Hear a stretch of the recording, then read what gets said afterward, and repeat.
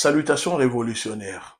Je souhaite apporter une analyse de la situation politico-électorale en France. Pour ceux qui ne sont pas au courant, Macron a dissous l'Assemblée nationale le dimanche 9 juin 2024 lors d'un débat télévisé après la bérésina subie dans les urnes par la majorité. Depuis quelques années, la situation politique en France soulève des questions et des préoccupations quant aux choix et aux orientations des différents partis politiques.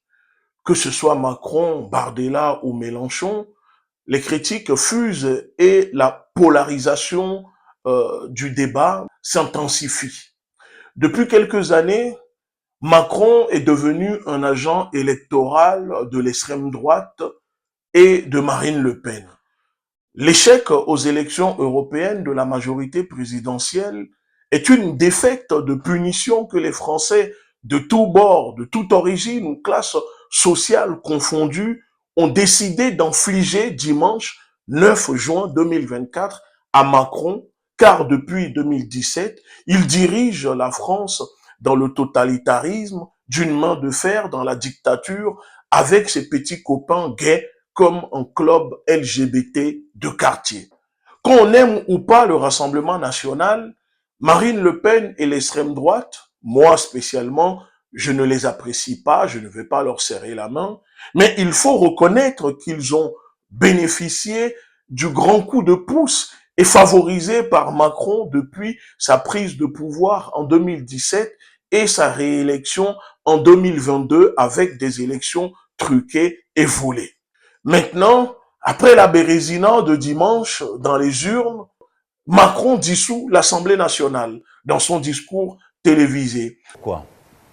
Après avoir procédé aux consultations prévues à l'article 12 de notre Constitution, j'ai décidé de vous redonner le choix de notre avenir parlementaire par le vote. Je dissous donc ce soir l'Assemblée nationale.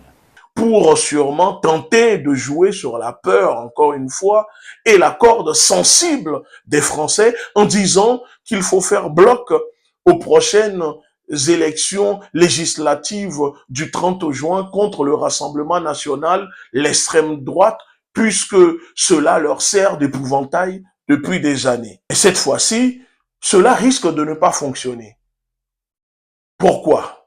Parce qu'ils ont trop tiré sur la corde, trop manipulé l'opinion. Et de toute façon, les décideurs, le gouvernement invisible, ont décidé que ce sera désormais l'extrême droite, Marine Le Pen et Jordan Bardella, qui dirigeront la France. Dans tout cela, pour nous Africains, que ce soit Macron, Marine Le Pen ou Mélenchon, cela ne changera rien pour la lutte libératrice de l'Afrique contre le néocolonialisme et la France-Afrique, car ce sont tous les mêmes.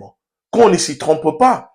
La gauche, la droite, l'extrême droite ou l'extrême gauche ne veulent plus rien dire en France. Pour les Africains, l'impact de ces évolutions politiques sur l'Afrique reste à observer, mais il est clair que l'unité, l'autodétermination de notre continent doivent rester au centre de nos préoccupations, quelle que soit l'issue politique en France.